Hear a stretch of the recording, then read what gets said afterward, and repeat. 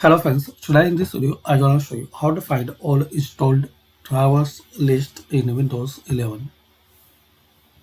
So click on start and type cmd. Right click on command prompt and run as administrator.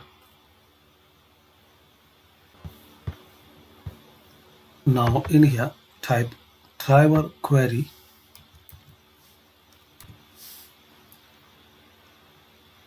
then press enter.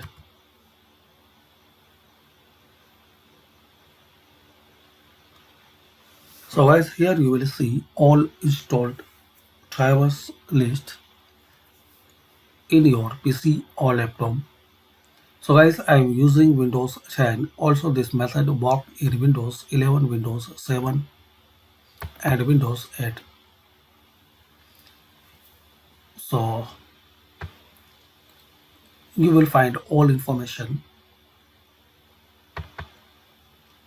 So module name, display name, driver type and link date.